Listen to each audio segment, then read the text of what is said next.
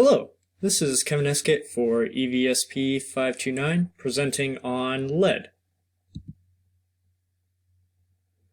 Lead has multiple states including lead acetate, azide, bromide, chloride, chromate, and many others, composing of different properties.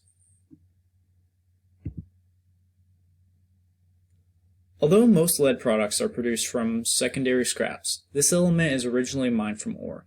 It is the most abundant of Earth's heavy metals, but it is not very abundant as an element. Its wide usage stems from its accessibility, corrosion resistance, and melting point. Up until the 1980s, lead had been used for thousands of years in a number of products and household items.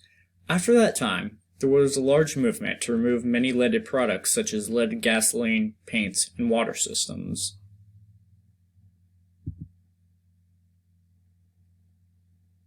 Today, the majority of lead products are used for battery storage, but remnants of these products still remain and cause massive health concerns.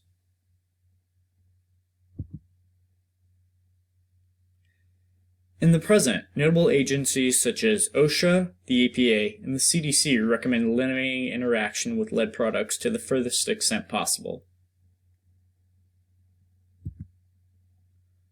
For children and adults, this means blood lead levels under 5 micrograms per deciliter of blood. Children are especially vulnerable to the effects of lead poisoning, as it can cause severe learning disabilities as well as impair growth.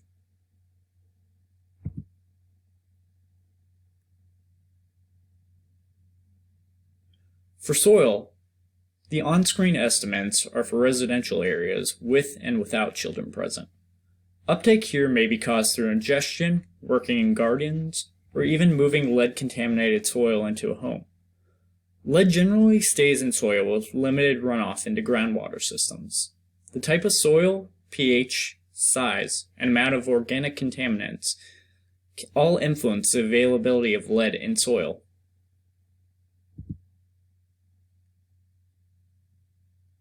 For water, the ideal level of lead is 0, but untreated water systems and leaded pipes result in lead contamination. Lead plumbing for households was banned by the EPA, but many older houses still contain these products. The solubility of lead in water is dependent on both pH and hardness. Higher pH limits solubility of lead, where lead is more abundant in low pH environments.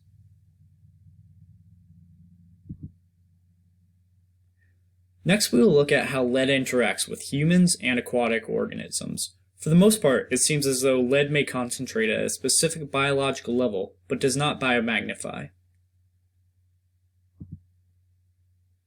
For humans, lead is mainly absorbed through the gastrointestinal tract, with around 20 to 70% being absorbed. This can potentially be larger in children. Things like lead paint are a major source of lead contamination in children, due to its deterioration. For aquatic organisms, one of the most defining features of lead contamination is an organism's proximity to discharge areas.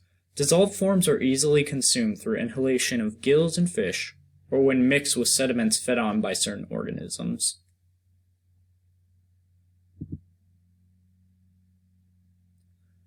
For this case study, the town of Flint, Michigan was looked at to determine how a significant amount of lead contamination occurred.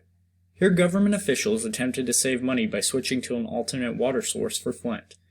The source was untreated, causing the long-standing lead pipes to contaminate the water source. As can be seen in the graph, water lead levels ended up being significantly higher, which in turn caused blood lead levels to also rise by a significant amount. The area was already impacted by economic disparities, so when city officials were negligent with their responsibility to provide for a safe environment for disenfranchised community, the failure is one of the many that stems from the level of environmental racism, where the poorest members of a community are hit harder by the effects of environmental degradation. To end, although lead usage has tapered off since the 80s, the amount of lead-based products that remain can still cause significant harm to an environment of its population. Young children are most at risk from contamination with the most harmful side effects, but lead exposure at any age and amount is still best avoided. Future efforts to remove lead-based products are ongoing, with many of the remaining Superfund sites contaminated by lead, as well as many older buildings and houses containing lead-based products.